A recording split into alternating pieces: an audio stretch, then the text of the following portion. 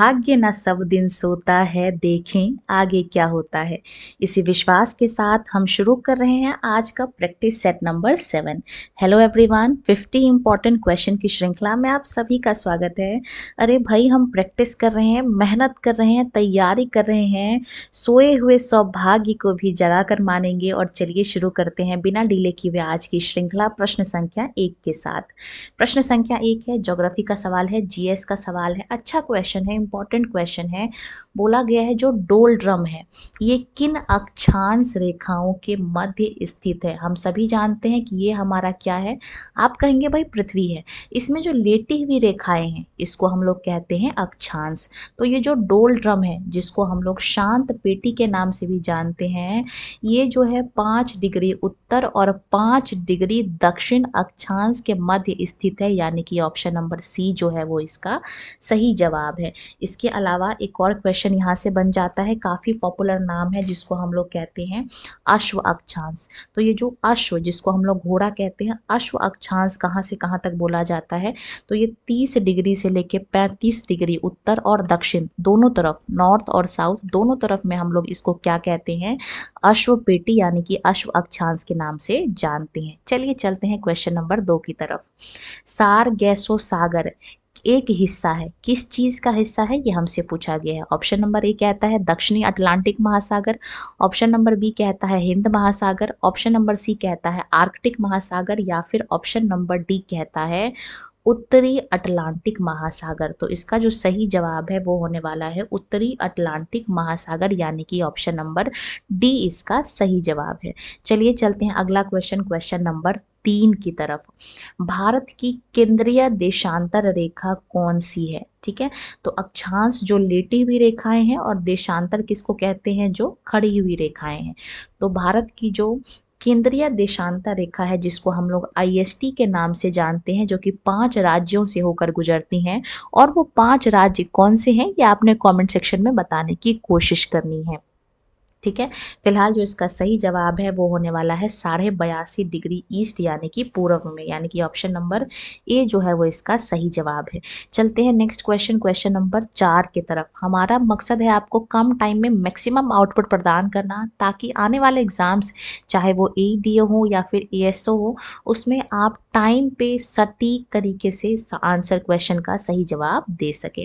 Question number 4 कहता है Caribbean सागर में उत्पन्न होने वाले तूफान को क्या कहते हैं। ठीक है, तो ये जो कैरेबियन सागर है इसमें जब तूफान उत्पन्न होता है, जानकारी के लिए मैं आपको बता दूं कि ये अटलांटिक महासागर में है। ठीक है, और इसमें जो हमारा तूफान उत्पन्न होता है इसको हम लोग हरिकेन के नाम से जानते हैं, यानी कि ऑप्शन नंबर बी जो है वो इसका सही जवाब है। ठीक है, फिर हम लोग टाइफून किसको कहते हैं, प्रशांत महासागर में जो तूफान उठता है उसको हम लोग पैसिफिक के, उसको हम लोग टाइफून के नाम से जानते हैं। अच्छा, जो हमारा यूएस से यानी कि अमेरिका के अंदर जो तूफान उठता है उसको हम लोग चिनूक के नाम से जानते हैं, और जो हमारा हिंद महासागर में जो तूफान उठता है उसको हम लोग चक्रवात के नाम से जानते हैं। तो ये सब तूफान के नाम है अलग अलग जगह के हिसाब से। चलते हैं नेक्स्ट क्वेश्चन, क्वेश्चन नंबर 5 अपने स्क्रीन पे। This is also one of the most important question. निम्नलिखित में से किस एक कृषि उपज में जो भारत है वो विश्व में दूसरा प्रमुख उत्पादक देश नहीं है? ठीक है, तो चलिए ऑप्शंस को देखते हैं। कपास यानी कि कॉटन, गन्ना शुगरकेन, ऑप्शन नंबर सी कहता है चाय यानी कि टी, या ऑप्शन नंबर डी कहता है तंबाकू यानी कि टोबैको। ठीक है, तो इसका जो सही जवाब होने वाला है, देखिए ये जो कपास है इसमें नंबर 1 पे आता है चीन, और अपने जो भारत है उसकी दूसरी पोजीशन है। ठीक है, तो यहाँ तो भारत आ रहा है दूसरे नंबर पे। बात करते हैं गन्ना की, तो गन्ना में देखिए भारत में क्या है, गन्ना की खेती में ये जो गन्ना है ब्राज़ील आता है पहले नंबर पे और भारत आता है दूसरे नंबर पे। तो यहाँ पे भी भारत का दूसरा रैंक है। बात करते हैं चाय की, चाय में भी जो है वो चीन पहले नंबर पे है और भारत है दूसरे नंबर पे, यानी कि यहाँ पे भी भारत की रैंक 2 है। लेकिन जो तंबाकू है यानी कि जो टोबैको है इसमें चीन यानी कि चाइना पहले नंबर पे आ रहा है, ब्राज़ील जो है वो दूसरे नंबर पे आ रहा है, और जो भारत है, हमारा जो देश है प्यारा भारत, वो तंबाकू के प्रोडक्शन में तीसरे नंबर पे आ रहा है, यानी कि यही जो है वो इसका सही जवाब है। तो एक क्वेश्चन से हमने कई सारे यहाँ पे जो चीज़ें हैं वो क्लियर कर ली हैं। और चलिए चलते हैं क्वेश्चन नंबर 6 की तरफ। निम्नलिखित में से प्रायद्वीपीय भारत, जिसको हम लोग कहते हैं पेनिनसुलर इंडिया, की सबसे बड़ी नदी कौन सी है?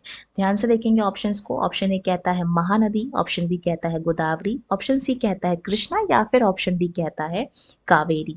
तो देखिए, इसको हम लोग जो इसका सही जवाब होने वाला है वो हम लोग कहने वाले हैं गोदावरी को, और इसी को हम लोग दक्षिण गंगा के नाम से भी जानते हैं। ठीक है, और ये प्रायद्वीपीय भारत की सबसे बड़ी नदी है। अगर इसके बात करें इसके ओरिजिन की, उद्गम कहाँ से होता है, तो ये नासिक, जो कि कहाँ पे है हम सभी जानते हैं, महाराष्ट्र राज्य के अंदर है, वहाँ से इसका ओरिजिन है, यानी कि निकलता है। चलिए अब कुछ सहायक नदियों की बात कर लेते हैं जो कि गोदावरी की हैं। इसमें सबसे पहला नाम आता है प्रवरा का, दूसरा नाम आता है पूर्णा का जो कि महत्व है, तीसरा हम लोग कहेंगे मंजरा को। ठीक है, उसके बाद पेन गंगा, वेन गंगा, ये सब इसी की सहायक नदियां हैं। इसके अलावा जो वर्धा है ये भी एक इसकी महत्वपूर्ण जो है वो सहायक नदी है, और प्रणहिता भी जो है वो इसी की सहायक नदी है। तो गोदावरी अपने आप में एक काफ़ी इंपॉर्टेंट नदी है, और बहुत सारी इसकी जो है वो सब्सिडरी भी हैं, सहायक नदियाँ भी हैं। ठीक है, तो ये सब गोदावरी की सहायक नदी है। चलते हैं हम लोग क्वेश्चन नंबर 7 की तरफ। निम्नलिखित में से कौन सा कथन सही नहीं है? ठीक है, ऑप्शंस को देखेंगे। भारत में गुजरात में सबसे बड़ा समुद्री तट है, तो ये बात जो है ये क्या है, बिल्कुल सही है। ठीक है, तो आपसे अगर ये पूछा जाए दूसरे नंबर पे सबसे बड़ा समुद्री तट किसका है, तो आप बोलेंगे आंध्र प्रदेश का है भाई। बात करते हैं आगे की। भारत में जो जोग जलप्रपात है वो उच्चतम जलप्रपात है। ठीक है, तो ये जो बात है ये गलत है। भारत का जो सबसे हाईएस्ट वाटरफॉल है, यानी कि सबसे जो उच्चतम जलप्रपात है, वो कुंचिकल में है। बात करते हैं भारत का जो मरीना है वो समुद्र तट तमिलनाडु में स्थित है, तो ये भी बात बिल्कुल सही है। और ये भारत का सबसे लंबा समुद्र तट है। ठीक, और अगर सबसे छोटा पूछा जाए तो हम लोग गोवा का नाम लेंगे। तो ये बात भी बिल्कुल ठीक है, यानी कि ऑप्शन नंबर जो बी है वो इसका सही जवाब है। चलते हैं question number next, question number 8 अपने स्क्रीन पे। हिमालय भारत के लिए महत्वपूर्ण है। अब कैसे इंपॉर्टेंट है, ऑप्शंस को देखेंगे। क्या ये जलवायु संबंधी प्रभाव से हमको बचाता है, तो बिल्कुल ये हमें प्रोटेक्ट करता है। दूसरा है प्रतिरक्षा करता है, तो ये बात भी ठीक है। उर्वर मृदाओं का स्रोत है, ये बात भी बिल्कुल हम लोग जानते हैं, तराई रीजन यहीं से आता है, यानी कि ये बात भी ठीक है। ये नाभिकीय खनिजों का संसाधन है, ये बात गलत है, और यही हमारा सही आंसर है। तो ऑप्शंस को देखेंगे। 1 2 4 सही है? नहीं भाई, कौन सा सही है हमारा? 1 2 और 3, यानी कि ऑप्शन नंबर बी जो है वो इसका सही जवाब है। चलते हैं नेक्स्ट क्वेश्चन, क्वेश्चन नंबर 9 की तरफ। साइंस का सवाल है। समसूत्रण, जिसको हम लोग सूत्र विभाजन कहते हैं, इसकी क्या विशेषता है?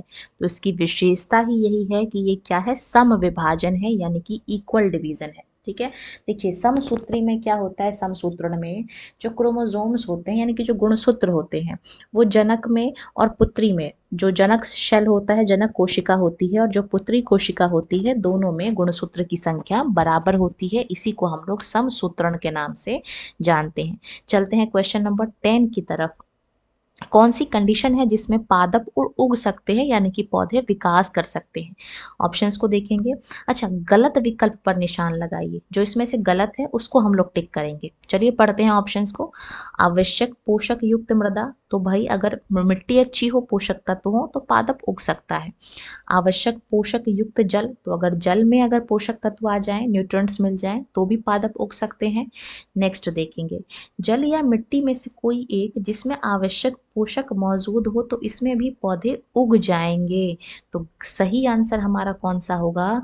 जल या फिर मिट्टी जिसमें पोषक तत्वों का अभाव हो, इस कंडीशन में वहां पे पादप नहीं उग सकते हैं, यानी कि ऑप्शन नंबर डी जो है वो इसका सही जवाब है। चलते हैं नेक्स्ट क्वेश्चन, क्वेश्चन नंबर 11 को देखेंगे। एसआई पद्धति में गुरुत्वाकर्षण नियतांक का मात्रक है, यानी कि जो एसआई यूनिट है, इसमें गुरुत्वाकर्षण नियतांक यानी कि ग्रेविटेशन नियतांक का मात्रक क्या है, ये हमसे पूछा गया है। तो इसका जो सही जवाब होने वाला है वो होने वाला है न्यूटन मीटर स्क्वायर, और इसको हम लोग ऐसे भी लिख सकते हैं पर केजी स्क्वायर। ठीक है, ये जो है वो इसका सही जवाब है, या फिर यही जब हम उसको ऊपर लिखेंगे तो ये माइनस में चला जाएगा, यानी कि ऑप्शन नंबर बी इसका सही जवाब है। चलते हैं अगला क्वेश्चन, क्वेश्चन नंबर 12 की तरफ। साइंस का सवाल है, यदि वेग समय ग्राफ समय अक्ष के समानांतर हो तो इसमें से कौन सा होगा। ठीक है, तो देखिए अगर वेग और समय ग्राफ समय अक्ष के समांतर हो, इस कंडीशन में यानी कि कुछ इस तरीके से हो, समांतर हो, तो क्या होगा, ये मान लेते हैं समय हो और नीचे क्या है, वेग है। इस कंडीशन में क्या होगा, वस्तु नियत वेग से चल रही है, बिल्कुल ठीक बात है। इस कंडीशन में इसका त्वरण भी जो है वो क्या होगा, एक्सेलरेशन 0 होगा, ये बात भी ठीक है। ग्राफ का क्षेत्रफल निकाल कर इसके विस्थापन का मान निकाला जा सकता है, तो ये बात भी ठीक है, यानी कि option number D will be the right answer of this question. Now come on the next question, that is question number 13। गणित का सवाल है, अच्छा सवाल है, आसान सवाल है, बस चलिए इसको सॉल्व करने की कोशिश करते हैं। किसी कर्मचारी की मासिक आय यानी कि एनुअल इनकम 26,500 है, ठीक। तो ये देखिए, ये हमारी इनकम है, ये हमारा एक्सपेंडिचर यानी कि खर्चा है, और ये हमारा जो बचेगा वो बचत यानी कि सेविंग है। तो कह रहा है किसी कर्मचारी की मासिक आय 26,500 है, तो चलिए भैया लिख लेते हैं 26,500, और इसका जो व्यय है वो 22,000 है। ठीक है, अब आपसे अगर मैं पूछूं कि ये बचा कितना रहा है, तो आप कहेंगे 26,500 में से 22,000 घटा लो, कितना आ जाएगा, आ जाएगा आपका 4500, है ना। अब देखिए अगले साल क्या हुई, सबकी इनकम में वृद्धि हुई, तो इसकी इनकम कितने परसेंट से बढ़ रही है, आप कहेंगे 20% से। 20% का मतलब होता है 1/5। अगर इसको हम लोग सिंप्लीफाई करते हैं तो ये लगभग हमारा 53 बार में जाएगा। ठीक है, तो 5300 आ जाएगा, तो 26,500 में से 5300 जोड़ देंगे तो कितना आ जाएगा, आप कहेंगे 31,800 आ जाएगा, है ना। व्यय में 15% की वृद्धि होती है। अब 15% का मतलब होता है 3/20। इसको हम लोग सिंप्लीफाई करेंगे तो लगभग 11 बार में कटेगा ये, और 11 को 3 से गुणा करेंगे यानी कि 3300। ठीक है भाई, अगर हमारी तनख्वाह अगर बढ़ती है तो खर्चे भी हमारे बढ़ जाते हैं, ये साइंटिफिक है। ठीक है, तो ये हमारा जो एक्सपेंडिचर है वो बढ़ के कितना आ गया, 3300 और बढ़ गया, तो 22,000 में 3300 जोड़ दो तो आ गया हमारे पास 25,300। तो यहाँ पे बचत कितना हुआ, तो आप कहेंगे 31,800 में से घटा लीजिए 25,300, तो कितना आ गया हमारे पास, 6500 आ गया। अब बचत में कितनी वृद्धि हुई, तो पहले 45 बचा रहे थे, अब 65 बचा रहे हैं, यानी कि 2,000 की वृद्धि हो गई है। अब हमें परसेंट निकालना है, तो 4500 को हम लोग नीचे रखेंगे और इसको गुणा कर देंगे 00 से। 00 से 00 कट गया, 5 के पहाड़े से 4 बार में, ये हमारा 9 बार में। 400/9 और 400/9 को हम लोग कैसे लिख सकते हैं, तो आप कहेंगे 44 सही 4/9, यानी कि ऑप्शन नंबर डी जो है वो इसका सही जवाब है। Option number D will be the right answer. चलिए चलते हैं अगला क्वेश्चन, क्वेश्चन नंबर 14 की तरफ। अब देखिए ये भी गणित का सवाल है, आसान है, फॉर्मूला बेस्ड है। तो यहाँ पे बोला गया अगर 8x का क्यूब प्लस में 27y का क्यूब माइनस 64z का क्यूब प्लस में 72xyz बटा ये सब कुछ किसके बराबर है, सिंप्लीफाई करना है, सरल करना है। तो हम सभी जानते हैं कि a क्यूब प्लस में b क्यूब प्लस में c क्यूब माइनस 3abc किसके इक्वल होता है, तो आप कहेंगे a plus b plus c। इसके अलावा बच जाएगा a स्क्वायर प्लस में b square plus c square minus ab minus bc minus ca। अब इसको सिंप्लीफाई करते हैं। ये देखिए हमारा क्या है, 8x का क्यूब है, तो इसको हम लोग कैसे लिख सकते हैं, इसको हमें लिखना है, ये देखिए 8x का क्यूब है, तो यहाँ से a की वैल्यू कितनी आ जाएगी, आप कहेंगे 2x, है ना, इसी का क्यूब हो जाएगा 8। अगर आपसे पूछूं कि b की वैल्यू कितनी होगी, तो आप लोग कहेंगे 3y, और अगर आपसे पूछा जाए कि यहाँ से c की वैल्यू कितनी होगी, तो आप लोग कहेंगे भाई माइनस का 4z, क्योंकि यहाँ पे माइनस आ रहा है। चलिए फॉर्मूले पे डाल देते हैं, फॉर्मूला कह रहा है हम, और ये क्या है हमारे पास, माइनस का 3abc। ठीक है, तो इसको हम लोग फॉर्मूले पे डालते हैं, तो सबसे पहले लिखेंगे हम लोग a प्लस बी प्लस सी, तो यह आ जाएगा हमारे पास 2x प्लस में 3y और माइनस का 4z। ठीक है, इसके अलावा क्या करेंगे, ए का स्क्वायर करेंगे, यानी कि ए का स्क्वायर करेंगे तो 2x का स्क्वायर 4x। इसके अलावा बी का स्क्वायर करेंगे तो ये आ जाएगा 9y स्क्वायर। इसके अलावा अगर हम लोग z का स्क्वायर करते हैं, c का स्क्वायर करते हैं तो ये आ जाएगा 16z का स्क्वायर। माइनस करेंगे ए बी को तो ये आ जाएगा हमारे पास 6xy। इधर आ जाएगा हमारे पास 12x y और z। और यहाँ से हमारे पास बच रहा है, यहाँ पे हम लोग करते हैं अगर, तो ये हमारे पास बच रहा है 8z और x। ठीक है, और ब्रैकेट में हमारे पास क्या है, तो आप कहेंगे ये पूरा नंबर आ रहा है ब्रैकेट में। ठीक है, तो हमारे इस पूरे ब्रैकेट से नीचे वाले सारे नंबर कट जाएंगे, तो बचा क्या हमारे पास, तो आप कहेंगे 2x प्लस में 3y माइनस का 4z, यानी कि ऑप्शन नंबर ए जो है वो इसका सही जवाब नहीं है, ऑप्शन नंबर बी इसका सही जवाब है। चलिए चलते हैं अगला क्वेश्चन, क्वेश्चन नंबर 15 की तरफ। तो ये एक सवाल है हमारे पास अगेन ज्योग्राफी से। निम्नलिखित नदियों में से कुरनुल कुडुप्पा नहर निकाली गई है, कहाँ से निकाली गई है, ये हमसे पूछा गया है। ऑप्शंस को देखेंगे, ऑप्शन नंबर ए कहता है कावेरी, ऑप्शन नंबर बी कहता है पेन्नेरू, ऑप्शन नंबर सी कहता है पलार, या फिर ऑप्शन नंबर डी कहता है गोदावरी। तो देखिए जो कुरनुल कुडुप्पा नहर निकाली गई है, ये निकाली गई है कहाँ से, ये निकाली गई है पेन्नेरू से, यानी कि ऑप्शन नंबर बी जो है वो इसका सही जवाब है। और ये आंध्र प्रदेश राज्य में जो है ये स्थित है। चलिए चलते हैं अगला क्वेश्चन, क्वेश्चन नंबर 16 की तरफ। किस ग्रह के घूर्णन की दिशा पूरब से पश्चिम होती है, यानी कि क्लॉकवाइज होती है, घड़ी की दिशा में होती है। ठीक है, तो देखिए जितने भी ग्रह हैं, 8 हमारे ग्रह हैं, और ये सभी 8 में से जो बुध और शुक्र है, 2 ग्रह का नाम यहाँ लिखूंगी, बुध और शुक्र, केवल और केवल ये जो हैं ये चलते हैं पूरब से पश्चिम, बाकी सब उल्टा चलते हैं, यानी कि एंटी क्लॉकवाइज चलते हैं। और बुध और शुक्र का जो है इनका कोई उपग्रह भी नहीं है। तो यहाँ पे ऑप्शंस को देखेंगे, कौन सा है, हमसे ये पूछा गया है पूरब से पश्चिम है, तो इसका जो सही जवाब होने वाला है, सॉरी, बुध और हमारा यहाँ पे अरुण होगा, जिसको हम लोग यूरेनस कहते हैं। बुध और अरुण होगा, जिसको हम लोग क्या कहते हैं, यूरेनस कहते हैं। तो ये दोनों जो हैं वो हमारे पूरब से पश्चिम चलते हैं, बाकी सब उल्टा चलते हैं। तो यहाँ पे जो है वो इसका सही जवाब कौन सा होगा, क्योंकि यहाँ पे ऑप्शंस में अरुण नहीं है, बुध है, यानी कि ऑप्शन नंबर डी जो है वो इसका सही जवाब है। बात करें अगर यहाँ पे शुक्र की, तो ये जो शुक्र है ये हमारे पृथ्वी का सबसे नज़दीक का तारा है। इसके अलावा इसको हम लोग मॉर्निंग स्टार कहते हैं, इवनिंग स्टार कहते हैं, सबसे चमकीला ग्रह कहते हैं इसको हम लोग। ठीक है, और चलिए इसके अलावा जो बुध और शुक्र है इसका कोई भी उपग्रह नहीं है, लेकिन ये जो शुक्र है ये उल्टा दिशा में ही चलता है, जबकि बुध और अरुण जो है वो पूरब से पश्चिम चलते हैं। चलिए चलते हैं अगला क्वेश्चन, क्वेश्चन नंबर 17 की तरफ। गणित का सवाल है, वह छोटी से छोटी संख्या ज्ञात करना है जिसे दोगुना करने पर वह 12, 14, 16 और 18 से पूर्णतः विभाजित हो जाए। चलिए निकालते हैं इसका हम लोग लघुत्तम समापवर्तक, यानी कि LCM। 18 का लेंगे तो यहाँ 18 आ जाएगा, 16 लेंगे तो ये 2 गुणा 8 होता है, और 2 आ चुका है 18 से, है ना, तो यहाँ पे 8 से गुणा करेंगे इसको हम लोग। यहाँ देखिए 14 में 2 ऑलरेडी आ चुका है, तो यहाँ से हम लोग क्या लेंगे, 7 लेंगे। और 12 को अगर हम लोग देखें तो यहाँ 3 गुणा 4 आ रहा है, तो 3 18 में आ चुका है, और 4 जो है वो 8 में आ चुका है, यानी कि बस इतना ही है। और इसको अगर हम लोग गुणा करते हैं तो 1008 आता है। अब लेकिन ये दोगुना है, हमें छोटी से छोटी संख्या निकालना है, तो 2 से भाग कर देंगे तो आ जाएगा 504, यानी कि option number C will be the right answer. चलिए चलते हैं अगला क्वेश्चन, क्वेश्चन नंबर 18 की तरफ।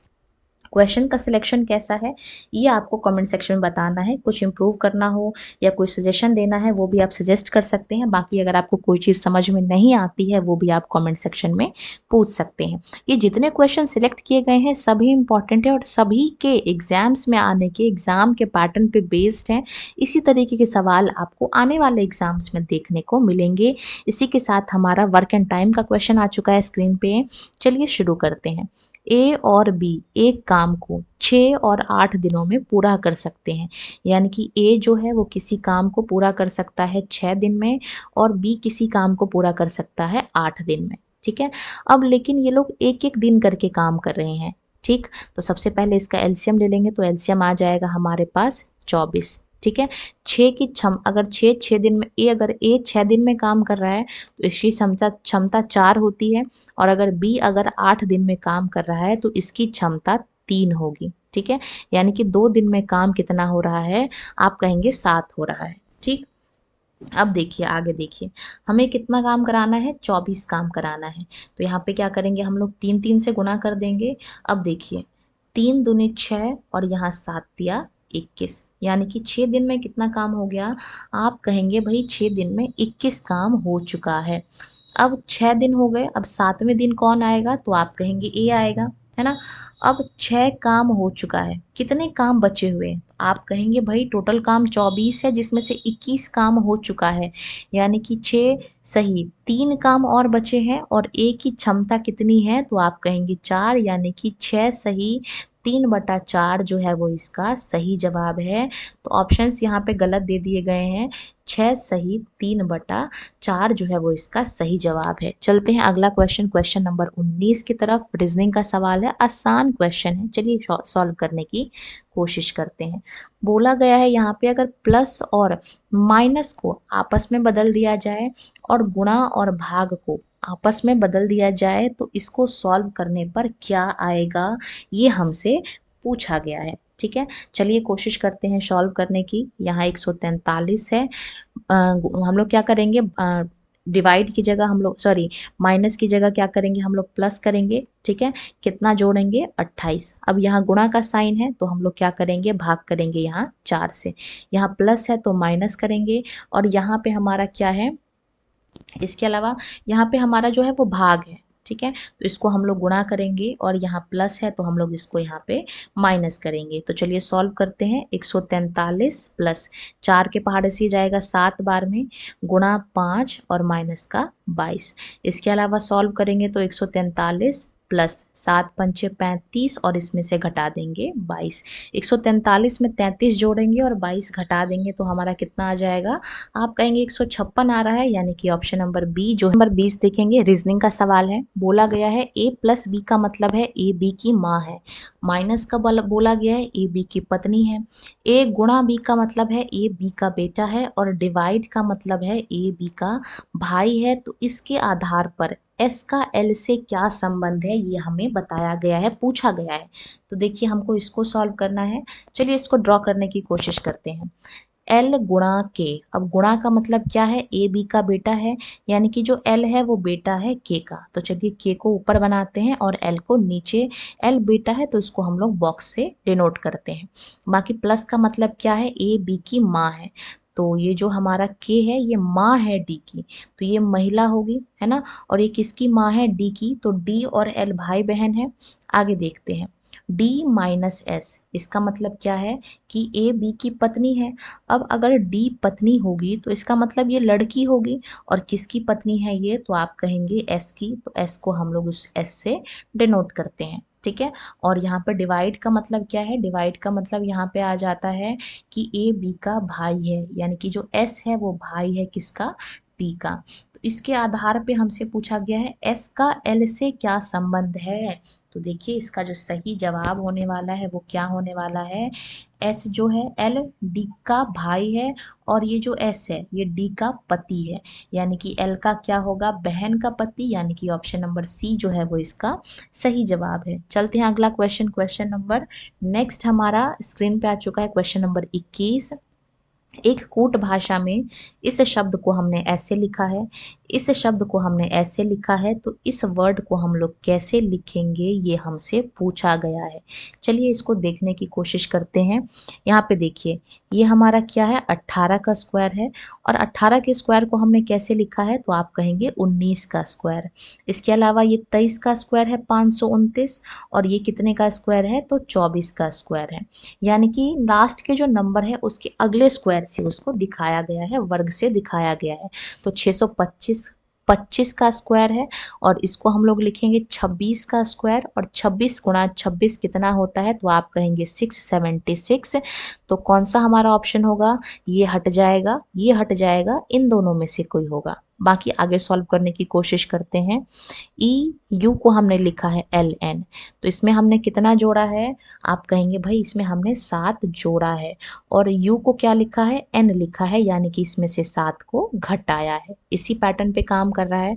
तो जी में हम लोग 7 जोड़ेंगे तो कितना आ गया हमारे पास, तो आप कहेंगे यहाँ पे भाई एल आ गया, है ना। तो एल वाला ऑप्शन देखेंगे, ये हमारा हट गया, ये हमारा जो है वो सही जवाब है। तो कई बार हम रीजनिंग के सवाल को पूरा ना सॉल्व करके केवल और केवल ऑप्शन से एलिमिनेट कर देते हैं, यानी कि ऑप्शन नंबर बी इसका सही जवाब है। चलते हैं अगला क्वेश्चन। एक निश्चित कूट भाषा में विल कम बैक लेटर को इस तरीके से दिखाया है और लेटर ही वोंट इट को इस तरीके से लिखा गया है। तो लेटर को कैसे लिखा गया होगा ये हमसे पूछा गया है।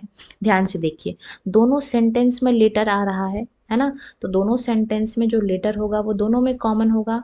अब देखिए, क्या एन के दोनों में आ रहा है, आप कहेंगे नहीं। क्या जेड एस दोनों में आ रहा है, बिल्कुल नहीं। क्या के पी दोनों में आ रहा है, तो आप कहेंगे हाँ। और यही इसका सही जवाब, यानी कि ऑप्शन नंबर बी। आसान सवाल था, बस समझने की जरूरत थी। चलते हैं अगला क्वेश्चन।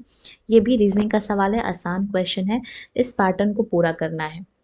ध्यान से देखिए, तो यहाँ पे क्या है, हमारे पास इस तरीके से ऐसे बॉक्स बनेगा और नीचे इस तरीके से दीवार आएगी और ऐसे दो लाइन खींचेंगे। तो ऐसा हमारा कौन सा ऑप्शन दिख रहा है, ये तो गलत हो गया, ये भी हमारा गलत हो गया, ये भी हमारा गलत हो गया, लाइन नहीं खींच रहा है यहाँ पे। तो हमारा कौन सा ऑप्शन सही होगा, ऑप्शन नंबर बी जो है वो इसका सही जवाब होगा। चलते हैं अगला क्वेश्चन, ये भी हमारे स्क्रीन पे आ चुका है। नेक्स्ट क्वेश्चन देखेंगे हम लोग 24 नंबर का अपने स्क्रीन पे। यहाँ पे हमको बोला गया है कि इस पैटर्न को हमें पूरा करना है। ठीक, तो यहाँ देखिए, पहले ई कहाँ पे था, इस जगह पे था, उसके बाद उठ के यहाँ आ गया। ठीक है, तीसरे फिगर में नीचे चला गया, यानी कि यहाँ। अगले फिगर में कहाँ चला गया, यहाँ चला गया। ठीक है, ये देखिए, तो पांचवे में कहाँ जाएगा, ऊपर जाएगा, यानी कि यहाँ आ चुका है। तो छठे में कहाँ जाएगा, हमारे इस जगह पे आएगा, यानी कि यहाँ आएगा। ठीक है, तो ऐसा कौन सा ऑप्शन है हमारे पास, ये गलत हो गया। तो यानी कि इन तीनों में से कोई एक ऑप्शन आ सकता है। 8 को देखेंगे हम लोग, 8 पहले यहाँ था बीच में, अगले फिगर में ये ऊपर चला गया, उसके अगले में यहाँ चला गया। ठीक है, उसके अगले में यहाँ आ गया। तो इसके बाद जो हमारा नेक्स्ट होगा, वहाँ पे कहाँ जाएगा 8, तो ये भाई हमारा गायब हो जाएगा। ठीक है, देखते हैं अगला। नेक्स्ट देखेंगे हम लोग वी को, तो वी पहले हमारा यहाँ है, उसके बाद वी अगले फिगर में यहाँ आ गया, उसके बाद ये हमारा दो, नेक्स्ट ये ऊपर चला जाएगा। ठीक है, यहाँ आ चुका है, उसके बाद ये आगे चला चुका है इधर की तरफ, उसके बाद ये कहाँ आया है, नीचे आया है। तो अगली पोजीशन पे ये कहाँ होगा, तो आप कहेंगे भाई यहाँ होगा। तो ऐसा हमारा कौन सा ऑप्शन है, ये हट गया, यानी कि इन दोनों में से कोई एक होगा। अब डी की पोजीशन चेक करते हैं। पहले डी यहाँ है ना, उसके बाद कहाँ गया अगले तस्वीर में, तो आप कहेंगे यहाँ आ गया। ठीक है, फिर अगले में यहाँ आ गया, फिर उसके अगले में यहाँ आ गया, फिर उसके अगले में फिर से यहाँ चला गया। तो अगले में कहाँ जाएगा, आप कहेंगे पीछे की तरफ। और ऐसा कौन सा ऑप्शन है हमारे पास, ऑप्शन नंबर सी जो है वो इसका सही जवाब है। चलते हैं नेक्स्ट क्वेश्चन, क्वेश्चन नंबर 25 की तरफ। ये देखिए, ये एक चित्र है जिसको हम लोग क्या करेंगे, मोड़ा गया है और काटा गया है, तो खोलने पे कैसा दिखाई देगा, ये हमसे पूछा गया है। तो ये देखिए, ये y है, इसको हम लोग खोलेंगे तो यहाँ पे भी y बनेगा, और इसको अगर हम लोग इस तरीके से खोलते हैं तो हमारा उल्टा y बनेगा। ठीक है, तो और बीच में बनेगा, तो कौन सा ऑप्शन हमारा ठीक है। देखिए, ये साइड साइड में बन रहा है, यानी कि गलत हो गया। यहाँ पे सीधा सीधा ही बन रहा है, तो ये भी गलत हो गया। अब देखिए, इस बिंदु को देखेंगे, ये हमारा इस तरीके से है, तो इधर से ये हमारा इस तरीके से होगा, जब खुलेगा तो नीचे से भी अंदर की तरफ होगा, और इस तरीके से भी ये हमारा इस तरह से होगा। तो ऐसा केवल और केवल ये गलत हो गया, ये गलत बन गया है, यानी कि कौन सा ऑप्शन ठीक होगा हमारे पास, ऑप्शन नंबर बी जो है वो इसका सही जवाब है। चलते हैं अगला क्वेश्चन। नेक्स्ट क्वेश्चन अपने स्क्रीन पे आ चुका है। क्वेश्चन नंबर 26 कह रहा है कि अगर हम लोग फूड को इस तरीके से कोट कर रहे हैं और एज को इस तरीके से कोट कर रहे हैं, तो इस भाषा में मीट को कैसे कोट करेंगे, ये हमसे पूछा गया है। चलिए ध्यान से देखिए, ये हमारा फूड है, इसको हमने कैसे लिखा है, HMQB। ठीक है, तो F से H पे कैसे गए हैं, दो जोड़ के। O से M पे कैसे गए हैं, दो घटा के। O से Q पे कैसे गए हैं, दो जोड़ के। और D से B पे कैसे गए हैं, तो आप कहेंगे दो घटा के, यानी कि पहले जोड़ रहे हैं उसके बाद हम लोग घटा रहे हैं। तो M में दो जोड़ेंगे तो क्या आ गया हमारे पास, M NO, यानी कि O से शुरू होगा। तो हमारा ये ऑप्शन हट गया और ये भी ऑप्शन हट गया। आगे देखिए, ई में से हम लोग दो घटाएंगे तो क्या आएगा, सी आएगा, यानी कि कौन सा ऑप्शन होगा, दोनों में से कुछ भी हो सकता है। ए में हम लोग 2 जोड़ेंगे तो फिर से सी आएगा, यानी कि ऑप्शन नंबर ए जो है वो इसका सही जवाब है। चलते हैं अगला क्वेश्चन, क्वेश्चन नंबर 27 की तरफ। इसमें हमसे पूछा गया है कितने वर्ग हैं। तो वर्ग हम लोग किसको कहते हैं, जिसकी चारों भुजाएं बराबर हो। तो चलिए पहले हम लोग सिंगल सिंगल जो है वो जोड़ लेते हैं। तो ये देखिए, ये हमारा एक बड़ा वाला, इसके नीचे ये हमारा दूसरा, ये तीसरा वर्ग है और ये हमारा चौथा वर्ग है, ये हमारा पांचवा वर्ग है, ये हमारा छठा वर्ग है, ये हमारा सातवां वर्ग है और ये हमारा आठवां वर्ग है। तो 8 तो हमारे ये वर्ग हो गए। उसके बाद देखेंगे हम लोग नेक्स्ट हम लोग जोड़, तो यहाँ से हमारे कितने हो गए, 1 2 3 4 5 6 7 और 8, 8 यहाँ से हो गए। अब देखिए ये हमारा दिख रहा है हमको, ये दोनों भी हमारा एक क्या होगा, वर्ग होगा। और इधर से हम लोग ऐसे जोड़ेंगे तो ये भी हमारा क्या होगा, तो आप कहेंगे वर्ग होगा, यानी कि 2 यहाँ से जुड़ गया। अब हम छोटे छोटे ऐड करते हैं, ये देखिए 1 2 3 4 और एक ये अंदर वाला 5, तो 5 ये वाले हो गए, 5 ये छोटा वाला हो गया और 5 ये छोटे वाले हो गए, यानी कि आप कहेंगे टोटल कितना हो गया, 15। तो 15 में 10 जोड़ेंगे तो कितना आ गया, 25 आ गया, और यही इसका सही जवाब है। चलते हैं अगला क्वेश्चन, क्वेश्चन नंबर नेक्स्ट हमारे स्क्रीन पे आ चुका है, क्वेश्चन नंबर 28। ध्यान से देखेंगे इसको हम लोग। यहाँ पे हमसे पूछा गया है श्रेणी में अगली संख्या क्या होगी। चलिए इसको सॉल्व करने की कोशिश करते हैं। 5 11 20 43 और 82, ठीक है। 5 में हमने क्या किया, गुणा किया 2 से और जोड़ दिया 1।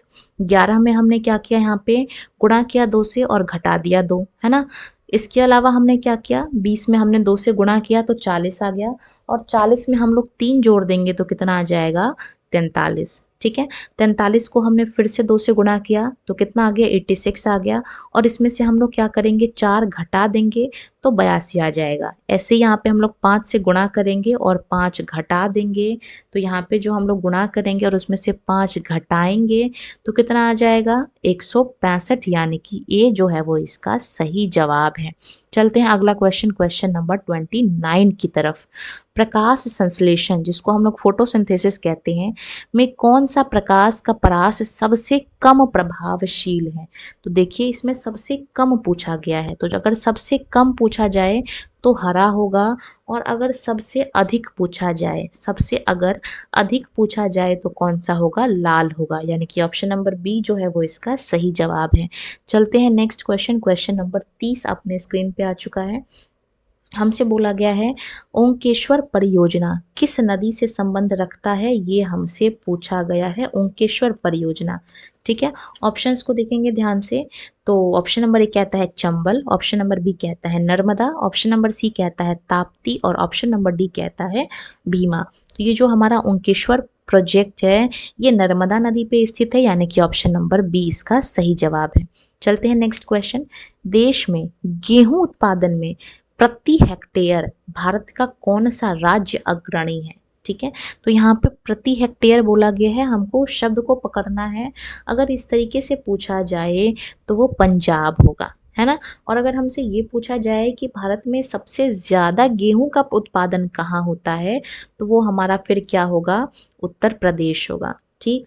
अब हमसे अगर ये पूछा जाए कि वर्ल्ड में, विश्व में जो भारत है वो कौन से नंबर पे आता है गेहूं के उत्पादन में, तो आप कहेंगे दूसरे नंबर पे। तो फर्स्ट नंबर पे कौन सा देश आता है, आप कहेंगे चीन आता है, ठीक। और इसके अलावा अगर मैं बात करती हूँ, चाहे वो फल हो, चाहे सब्जी हो, चाहे वो चावल हो, इन सभी कंडीशन में भारत की रैंक सेकंड है और पहले नंबर पे चीन आता है। और चलिए चलते हैं अगले क्वेश्चन, क्वेश्चन नंबर 32 कह रहा है हमसे ऑस्ट्रेलिया के एकमात्र द्वीपीय राज्य का नाम बताइए, ठीक है। तो ऑस्ट्रेलिया जो हमारा कॉन्टिनेंट है, महाद्वीप है, ये अपने आप में एक आइलैंड कॉन्टिनेंट है, यानी कि द्वीपीय महादेश है। इसमें पूछा गया है कि इसका कौन सा जो द्वीप है, कौन सा राज्य वो द्वीपीय है। ऑप्शंस को देखेंगे, क्रेपी, इबिसा, तस्मानिया, या फिर ऑप्शन नंबर डी कहता है रोडस। तो इसका जो सही जवाब है वो होने वाला है तस्मानिया, इसका सही जवाब है। ऑस्ट्रेलिया की अगर मैं राजधानी की बात करूं तो वो कैनबेरा होने वाली है, ठीक है। और अगर मैं यहाँ पे बात करती हूँ ऑस्ट्रेलिया की, तो इसको हम लोग कंगारू का देश भी कह देते हैं। और ऑस्ट्रेलिया क्षेत्रफल की दृष्टि से छठे नंबर पे आता है। और सातवें नंबर पे कौन आता है, तो आप कहेंगे भारत आता है। ठीक है। तो अगर हमसे ये पूछा जाए कि क्षेत्रफल की दृष्टि से सबसे बड़े देश कौन से हैं, तो नंबर 1 पे आता है रूस, उसके बाद आता है कनाडा, तीसरे नंबर पे आता है यूएसए, चौथे नंबर पे आता है चीन, पांचवे पे आता है ब्राजील, जो छठा नंबर है वो है ऑस्ट्रेलिया का, और सातवें नंबर पे अपना प्यारा देश भारत आता है। चलिए चलते हैं अगला क्वेश्चन, क्वेश्चन नंबर 33 अपने स्क्रीन पे। भारत की जो क्षेत्रीय सीमा है यानी कि जो लैंड बाउंड्री है, वो तट से कितने समुद्री मील तक फैली हुई है। ठीक है। तो इसका जो सही जवाब होने वाला है वो होने वाला है 12 नॉटियाल माइल्स यानी कि 12 समुद्री मील। इसको हम लोग NM से डिनोट करते हैं, समुद्री मील को मापते हैं। और ये लगभग कितना होगा, तो आप कहेंगे 21.9 किलोमीटर। तो अगर किलोमीटर में पूछा 21.9 बोलेंगे, और अगर मील में पूछा तो हम लोग बोलेंगे 12 नॉटियल माइल्स यानी कि 12 समुद्री मील। चलते हैं नेक्स्ट क्वेश्चन, क्वेश्चन नंबर 34 की तरफ। उस संसदीय समिति को जो भारत के नियंत्रक महालेखक परीक्षा की रिपोर्ट का समीक्षा करता है उसको क्या कहते हैं। ऑप्शंस को देखेंगे ध्यान से। प्रकलन समिति, ऑप्शन नंबर बी कहता है प्रवर समिति, ऑप्शन नंबर सी कहता है लोक लेखा समिति यानी कि पब्लिक अकाउंट कमेटी, या फिर ऑप्शन नंबर डी कहता है स्थायी समिति। तो इसका जो सही जवाब होने वाला है वो होने वाला है लोक लेखा समिति यानी कि ऑप्शन नंबर सी। जानकारी के लिए मैं आपको बता दूं कि इसमें 22 लोग रहते हैं, और इस 22 लोगों में से जो 15 लोग हैं वो लोकसभा से रहते हैं, जबकि जो हमारे 7 लोग हैं वो राज्यसभा से होते हैं। ठीक है। और चलते हैं अगला क्वेश्चन, क्वेश्चन नंबर हमारे पास 35 स्क्रीन पे आ चुका है। भारत के उपराष्ट्रपति जिसको हम लोग वाइस प्रेसिडेंट कहते हैं, इसका चुनाव किसके द्वारा किया जाता है। तो देखिए भारत के जो उपराष्ट्रपति हैं इनका चुनाव राज्यसभा प्लस में लोकसभा के सभी मेंबर द्वारा किया जाता है। ठीक है। तो कौन सा ऑप्शन ठीक होगा इसके लिए, ऑप्शन नंबर लोकसभा और राज्यसभा के निर्वाचित सदस्य, गलत बात है। संसद के दोनों सदनों के सभी सदस्य चाहे निर्वाचित हो या मनोनीत है, क्योंकि भाई मनोनीत तो राष्ट्रपति करेगा, उससे उपराष्ट्रपति का कोई कनेक्शन नहीं है, यानी कि ऑप्शन नंबर बी इसका सही जवाब है। ठीक है। और अगर मैं बात करती हूँ उपराष्ट्रपति की, तो इसकी जो पद है, पद कहाँ से लिया गया है, तो आप कहेंगे यूएसए से लिया गया है, अमेरिका से लिया गया है। और आर्टिकल नंबर 63 में उपराष्ट्रपति के पद की चर्चा की गई है। चलते हैं अगला क्वेश्चन, क्वेश्चन नंबर 36 अपने स्क्रीन पे आ चुका है, जिसमें हमसे पूछ रहा है निम्नलिखित बहुलकों में से कौन से संलग्न जो है वो बहुलक है। ऑप्शंस को देखेंगे ध्यान से। ऑप्शन नंबर ए कहता है पॉलीथीन, ऑप्शन नंबर बी कहता है टेफ्लॉन, ऑप्शन नंबर सी कहता है ब्यूटिल रबर, या फिर ऑप्शन नंबर डी कहता है मेलेमिन। तो इसका जो सही जवाब है, हमसे संघनन बहुलक पूछा गया है, तो मेलेमिन इसका सही जवाब है। चलते हैं अगला क्वेश्चन, क्वेश्चन नंबर 37 अपने स्क्रीन पे।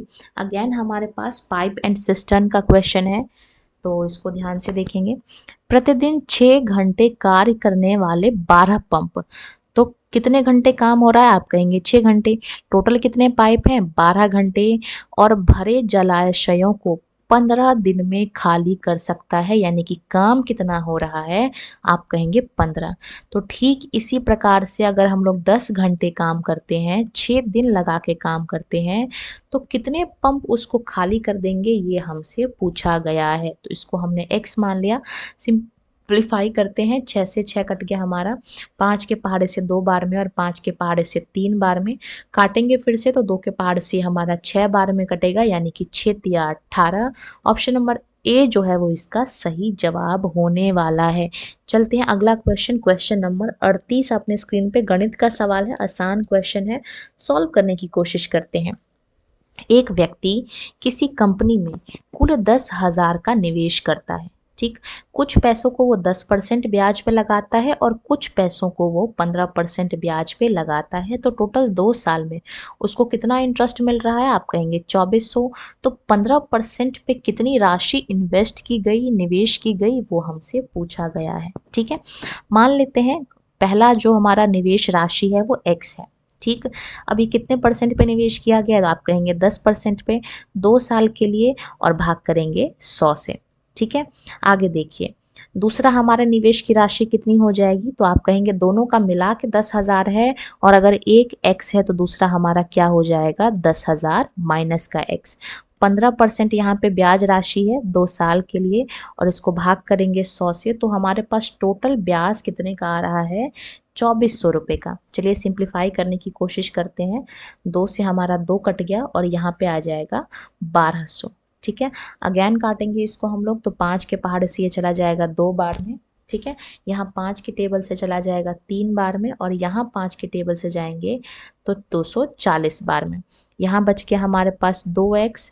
ठीक है, यहाँ से बच गया हमारा 10,000 गुणा 3 यानी कि 30,000, और यहाँ पे बच गया हमारे पास माइनस का 3x, और इधर बच रहा है हमारे पास 240, और दोनों जीरो को उधर लेके जाएंगे तो 2 जीरो और यहाँ पे गुणा हो जाएंगे यानी कि 24,000। अब देखिए 2x में से x चला गया तो हमारे पास माइनस का x बचा, और यहाँ 24,000 में से 30,000 को घटाएंगे तो माइनस का 6,000 बचेगा। तो माइनस से माइनस कट गया, x का मान 6,000 है, यानी कि जो हमने 10% पे निवेश किया है वो 6,000 है।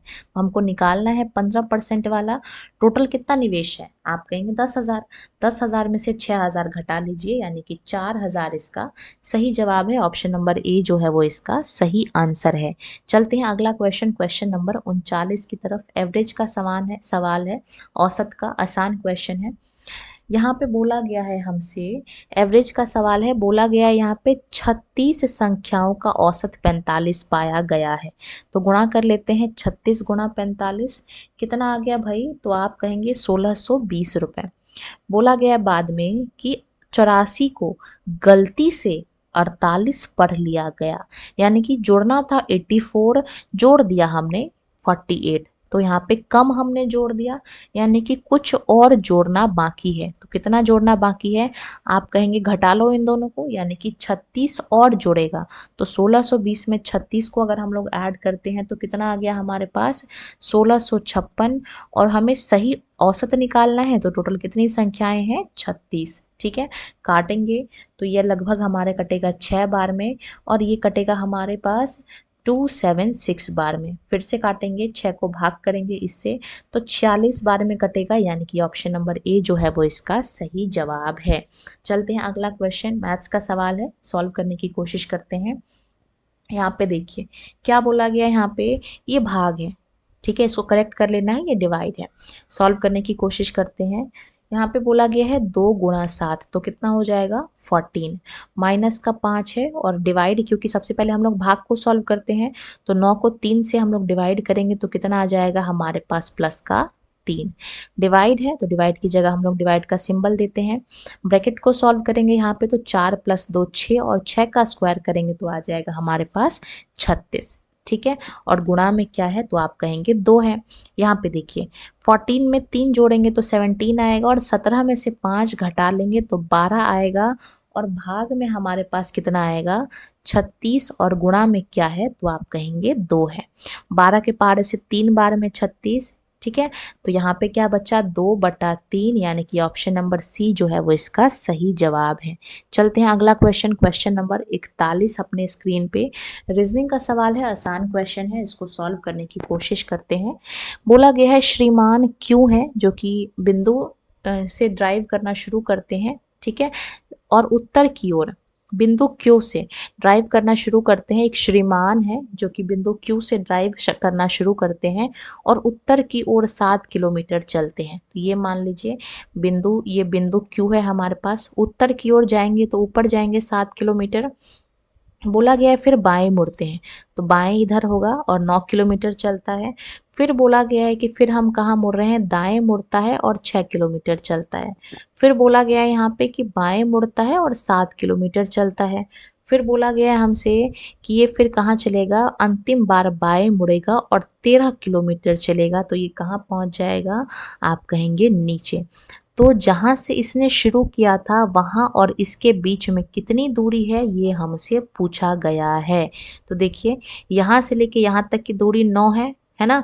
और यहाँ से लेके यहाँ तक की दूरी कितनी है, 7 है। तो 9 + 7 16, और 16 वाला कौन सा ऑप्शन है, एक ही ऑप्शन है, ऑप्शन नंबर ए इसका सही जवाब है। और ये पूरब की तरफ जो है इसने जाना पड़ेगा। ठीक है, चलते हैं अगला क्वेश्चन, क्वेश्चन नंबर 42। ये भी रीजनिंग का सवाल है, आसान क्वेश्चन है। एक लड़का बिंदु ए से चलना शुरू करता है, तो ये मान लेते हैं इसका बिंदु ए है, और 8 किलोमीटर पश्चिम की ओर चलता है, तो पीछे जाएगा 8 किलोमीटर। अब बोला गया है कि फिर वो 11 किलोमीटर बाएं मुड़ के 11 किलोमीटर चलता है। ठीक है, तो इसको बाएं मुड़ाते हैं, कितना चलाएंगे इसको हम लोग, 11 किलोमीटर। फिर हमसे बोला गया यहाँ पे कि फिर से बाएं मुड़ता है और 8 किलोमीटर, तो ये 8 किलोमीटर जाएगा। तो इसको हम लोग कहाँ पहुँचाएंगे, फिर से इसको हम लोग यहाँ पहुँचा देंगे। फिर बोल रहा है 6 किलोमीटर उत्तर की ओर चलता है, तो 6 किलोमीटर ऊपर इसको पहुँचाते हैं। फिर बोला कि बायां मुड़ता है और 4 किलोमीटर चलता है, तो 4 किलोमीटर हमने इसको यहाँ चलवा दिया। फिर बोला कि दाएं मुड़ता है और 5 किलोमीटर चलता है, तो 5 किलोमीटर ये फिर कहाँ आ गया, यहाँ आ गया। ठीक है, तो अब हमसे पूछा गया है कि अंत में 8 किलोमीटर और चलता है, तो 4 किलोमीटर यहाँ से यहाँ तक की दूरी है, और 4 किलोमीटर और आगे की दूरी हो जाएगी यहाँ तक की। ठीक है, 4 किलोमीटर ये और 4 किलोमीटर ये। तो हमसे पूछा गया है ए बी से कितनी दूरी पर है। ठीक है, तो देखिए कंप्लीट ये 8 सेंटीमीटर था। अब 8 में से ये जो हमारा 4 है, ठीक है, ये जो हमारा 4 है, ये वाली दूरी 4 सेंटीमीटर हो गई। तो और उसको कितना चलना पड़ेगा, आप कहेंगे 4 सेंटीमीटर, यानी कि 4 सेंटीमीटर 4 किलोमीटर जो है वो इसका सही जवाब है। चलते हैं अगला क्वेश्चन, क्वेश्चन नंबर 43 अपने स्क्रीन पर। ये भी रीजनिंग का सवाल है, आसान क्वेश्चन है। कौन सी संख्या गलत है, हमसे ये पूछा गया है। चलिए देखते हैं कौन सा पैटर्न बनाता है। इसमें से अगर हम इसको घटाते हैं तो माइनस का 66 आएगा। 182 में से 127 घटाते हैं तो माइनस का 55 आएगा। इसके अलावा 127 में से 83 घटाते हैं तो कितना आएगा हमारे पास, माइनस का 44 आएगा। इसको घटाते हैं तो कितना आएगा, तो ये हमारे पास, ये देखिए 11 का पहाड़ा बन रहा है, 11 11 कम होता जा रहा है, यानी कि यहाँ पे 33 आना चाहिए, और यहाँ पे कितना आना चाहिए, आप कहेंगे 22। तो भाई 52 जो है वो इसका गलत जवाब है, क्योंकि जब हम लोग 83 में से 33 घटाएंगे तो 50 आएगा, और फिर इसमें से 22 घटाएंगे तो हमारा 28 आएगा, यानी कि 52 इस पैटर्न को फॉलो नहीं करता, इसकी जगह पे 50 आना चाहिए, यानी कि ऑप्शन नंबर सी जो है वो इसका सही जवाब है। चलते हैं अगला क्वेश्चन, नेक्स्ट क्वेश्चन अपने स्क्रीन पे देखेंगे क्या कह रहा है हमसे। क्वेश्चन नंबर 44 आ चुका है, रीजनिंग का सवाल है ये भी। इसमें हमसे पूछा गया है कि मिरर इमेज बताना है, दर्पण का प्रतिबिंब बनाना है। तो दर्पण क्या करेगा, इस चित्र को ऐसे पलट देगा, उल्टा कर देगा, यानी कि जो लाइन यहाँ खींची है फिगर में कहाँ खींची जाएगी, इस तरफ। तो ऐसी सिंपल लाइन किस में है, क्या इसमें आ रहा है, नहीं। क्या इसमें आ रहा है, तो नहीं। क्या इसमें आ रहा है, नहीं। केवल और केवल ये फिगर है जिसमें लाइन सिंपल है, और यही इसका जवाब है, ऑप्शन नंबर सी। अगला क्वेश्चन देखेंगे, रीजनिंग का सवाल है ये भी ब्लड रिलेशन से संबंधित है। बोला गया यहाँ पे ए और ये @b का मतलब क्या है, जो ए है वो ए बी का पति है। तो चलिए इसको हम लोग बनाते हैं, तो ड्रॉ करेंगे इसको। तो कैसे ड्रॉ करेंगे, अच्छा, A@B का मतलब है ए बी का पति है। एंड का मतलब क्या है, ए बी की माता है। इसके अलावा हैशटैग का मतलब क्या है, ए बी की पुत्री है। तो ये हमको बताना है, ठीक है। तो देखिए J#L, तो यहाँ पे इसको हम लोग दिखाएंगे। हैशटैग का मतलब क्या है, ए बी की पुत्री है, यानी कि जो J है ये पुत्री है L की। तो J को हम लोग पुत्री बनाते हैं और इसके ऊपर हम लोग रखते हैं L को। अब इस @ का मतलब क्या है, ए बी का पति है, यानी कि L पति है, किसका पति है, Y की। तो Y माता हो जाएगी J की, है ना। आगे देखते हैं, एंड का मतलब क्या है, ए बी की माता है। तो यहाँ पे Y जो है ये माँ है, किसकी माँ है, तो आप कहेंगे K की, ठीक है। फिर K@Z है, यानी कि जो K है ये पति है, और ये किसका पति है, आप कहेंगे Z की, ठीक है। तो J का Z से क्या संबंध है, ये हमसे पूछा गया है। तो J कौन लगेगी Z की, आप कहेंगे भाई की पत्नी, यानी कि ननद जो है वो इसका सही जवाब है। चलते हैं अगला क्वेश्चन, क्वेश्चन नंबर 46 की तरफ। इसमें से 3 ऐसे शब्द हैं जो सेम है, एक अलग है, और उसी का हमें चुनाव करना है। तो ध्यान से देखिए, हमारे पास P के बाद क्या आया, यहाँ पे Q आया, है ना। इसके अलावा z के बाद क्या आया, यहाँ पे y आया, यानी कि यहाँ पे हमने जोड़ा और यहाँ पे हमने क्या कर दिया, घटा दिया। u के बाद क्या आया, v आया, यानी कि यहाँ पे हमने जोड़ा। a के बाद क्या आया, तो आप कहेंगे b आया, तो यहाँ पे हमने जोड़ा है एक अंक छोड़ के। तो कौन सा अलग है हमारे पास, ऑप्शन नंबर बी अलग है, और यही इसका सही जवाब है, ऑप्शन नंबर बी। चलते हैं आज के 47वें नंबर क्वेश्चन की तरफ। ये भी एक रीजनिंग का सवाल है, आसान क्वेश्चन है। बोला गया है कि जैसे ताजमहल संबंधित है भारत से, ठीक है, वैसे ही स्टैच्यू ऑफ लिबर्टी कहाँ से संबंध रखता है। तो हम सभी जानते हैं ताजमहल, जिसको हम लोग अजूबा कहते हैं, तो ये भारत में स्थित है, भारत के उत्तर प्रदेश में, आगरा में। ऐसे ही जो स्टैच्यू ऑफ लिबर्टी है ये स्थित है यूएसए में, यानी कि अमेरिका में। ऑप्शन नंबर डी इसका सही जवाब है। अगला देखेंगे, ये हमारे साइंस का सवाल है। यकृत, जिसको हम लोग लिवर कहते हैं, ये हमारे सबसे बड़ा ग्लैंड है, सबसे बड़ी ग्रंथि है। इसी से संबंधित प्रश्न पूछे गए हैं कि इसमें से किसमें यकृत का कोई योगदान नहीं होता, ये हमें चुनाव करना है। तो ये कार्बोहाइड्रेट को उपापचय करता है, ये सही बात है। वसा का पाचन करता है, ये भी ठीक बात है। फैट को पचाता है, पित्त को भी बनाता है, यानी कि ये भी सही जवाब है। इसका हार्मोन ये गैस्ट्रिन नाम का नहीं बनाता है, यानी कि डी जो है वो इसका सही जवाब है। चलते हैं अगला क्वेश्चन, क्वेश्चन नंबर 49 की तरफ। हृदय चक्र के दौरान ईसीजी विध्रुवीयन तथा पुनः ध्रुवीयन प्रक्रियाओं का चित्रण होता है।